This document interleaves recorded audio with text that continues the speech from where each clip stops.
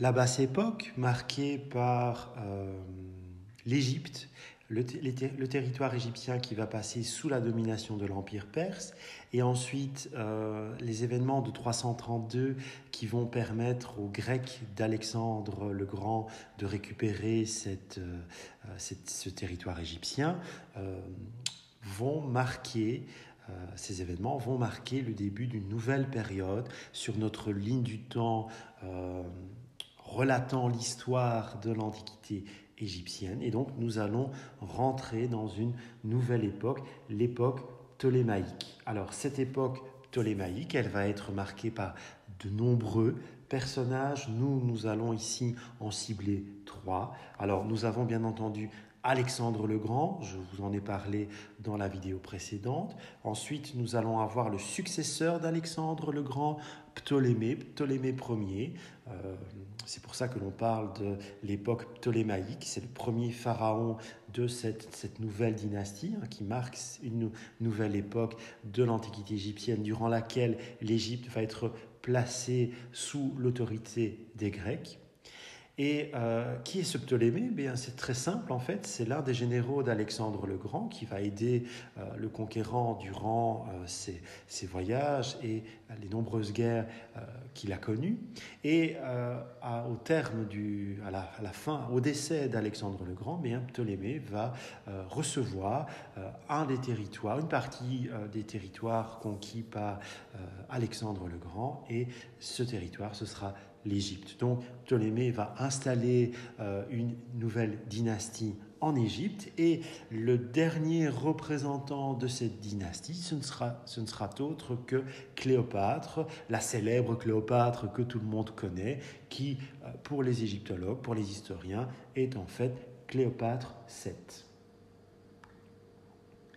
Comment pourrions-nous marquer la fin du règne d'Alexandre et aussi, d'une certaine manière, le règne de Ptolémée Ier ? Eh bien, vous voyez sur cette carte, vous l'avez d'ailleurs analysée, Alexandre va, au cours de ses voyages, de ses conquêtes, fonder différentes villes. Et ces villes vont majoritairement toujours porter son nom, donc elles vont être baptisées Alexandrie. Eh bien, parmi toutes les villes qu'Alexandre le Grand va conquérir, va édifier, eh bien, la ville d'Alexandrie la plus célèbre reste celle que l'on retrouve en Égypte.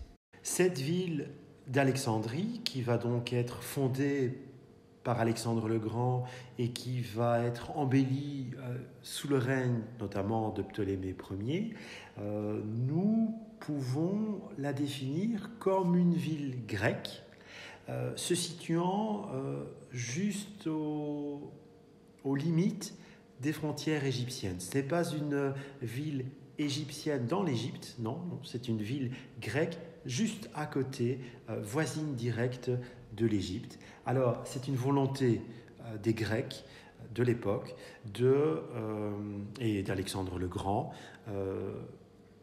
d'apporter une touche réellement hellénistique, réellement grecque à cette nouvelle fondation. Et à travers l'histoire, à travers différents documents plus ou moins anciens, plus ou moins récents, eh bien, on retrouve justement des restes archéologiques de cette ville, donc, qui va être embellie sous Ptolémée, que vous retrouvez ici représenté par un buste, lui, davantage grec, répondant davantage à l'esthétisme grec.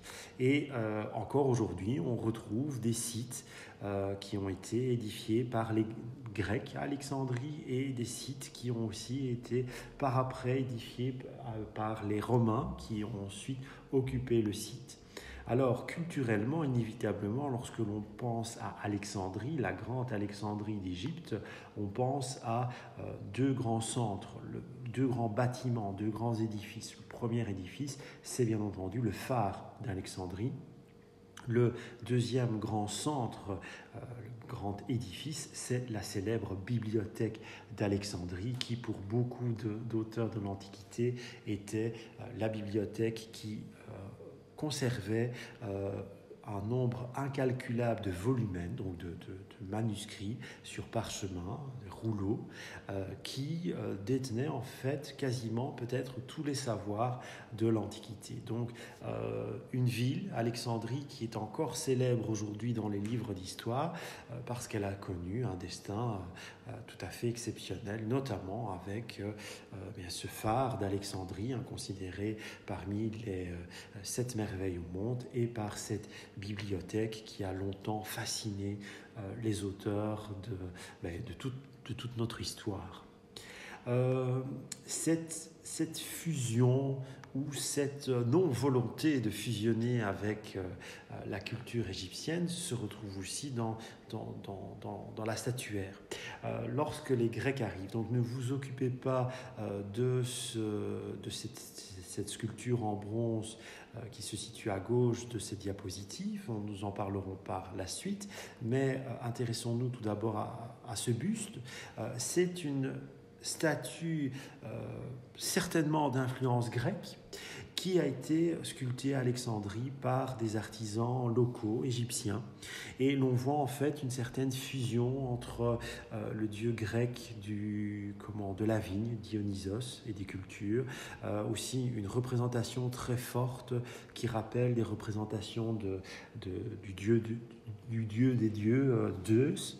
Et donc aussi dans l'art, dans la sculpture et aussi dans la religion, certaines divinités, certaines touches esthétiques vont fusionner entre la culture égyptienne et la culture grecque, mais avec toujours une forte plus-value justement de l'influence grecque.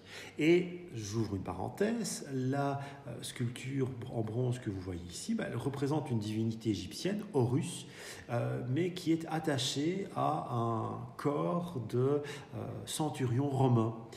Cette représentation du dieu russe, elle interviendra après la période grecque, après la période ptolémaïque, lorsque les Romains reprendront le flambeau et annexeront l'Égypte en tant que province romaine, mais ça, nous en parlerons par la suite. Revenons aux 3 personnages qui nous permettent d'illustrer cette époque ptolémaïque. Je vous ai parlé abondamment d'Alexandre le Grand. J'ai évoqué Ptolémée Ier à travers les nombreux travaux qu'il va lancer pour permettre à Alexandrie d'être la ville excessivement célèbre et faste qu'elle a été durant l'Antiquité. Il nous reste un 3e personnage à citer, Cléopâtre VII, la dernière représentante de la dynastie ptolémaïque qui est excessivement célèbre. Alors vous avez ici dans votre cours et à l'écran plusieurs représentations de cette dernière reine d'Égypte, donc d'origine grecque car descendant de Ptolémée Ier. Pour comprendre l'histoire assez fascinante et tragique de cette dernière grande reine d'Égypte, nous devons faire allusion à 3 personnages romains. Vous avez ici une pièce de monnaie représentant le profil de Jules César. Vous avez une autre pièce représentant ici Marc-Antoine et vous avez un buste représentant Octave. Donc je vais essayer maintenant de mettre en relation ces différents personnages, ces 3 Romains, voir de quelle manière ils sont intervenus dans la vie de la reine Cléopâtre. Alors, que s'est-il passé ? Bien progressivement, les Romains vont s'intéresser à cette Égypte placée sous le règne des derniers Ptolémées, et notamment de Cléopâtre et de son frère. Et les Romains vont mener une série d'incursions guerrières, notamment avec le fameux général Jules César, que vous connaissez, car Jules César, il est aussi attaché à l'histoire de l'ancienne Belgique pour avoir conquis la Gaule entre 58 et 52 avant Jésus-Christ, lors de la fameuse guerre des Gaules. J'aurai l'occasion dans ce cours d'y revenir plus d'une fois. Que va-t-il se passer ? Nous allons voir, d'après l'histoire, qui est un peu aussi mythique et légendaire, et fortement romanesque, nous allons voir un idylle qui va voir le jour entre le général romain Jules César et Cléopâtre, un idylle qui va même conduire à la naissance d'un enfant césarien. Malheureusement, le couple ne durera pas car Jules César va être assassiné à Rome. Et à la suite de Jules César, c'est Marc-Antoine, l'un des commandants dans l'armée de Jules César, qui va se prendre d'affection pour Cléopâtre. Et le couple Cléopâtre, Marc-Antoine, va aller jusqu'à s'opposer à d'autres hommes forts de la République romaine. Et parmi ces hommes forts, il y a Octave. Donc en 31 avant Jésus-Christ, alors là je généralise, je vais assez vite dans mes explications, en 31 avant Jésus-Christ, vous avez la bataille navale d'Actium qui oppose Octave d'un côté, accompagné d'autres généraux romains, et ce couple Cléopâtre, Marc-Antoine. Voici une représentation fortement romanesque de cette bataille navale d'Actium. Et que se passe-t-il ? Eh bien, au terme de cette bataille, en 31 avant Jésus-Christ, Octave remporte la victoire. Et en 30 avant Jésus-Christ, un an après, le couple Marc-Antoine-Cléopâtre décide de mettre fin à leur jour. Et nous rentrons ainsi dans une nouvelle époque. Après l'époque ptolémaïque, eh bien, il s'agit de l'époque romaine. L'Égypte va être annexée à la République romaine. Cette République romaine qui, en 27 avant Jésus-Christ, passera à un nouveau régime, le régime impérial. En 27 avant Jésus-Christ, notre fameux Octave, qui a remporté cette bataille d'Actium, va devenir le premier empereur de l'histoire de Rome. Et en devenant premier empereur romain, il va porter le titre d'Auguste, le premier empereur de l'Antiquité romaine.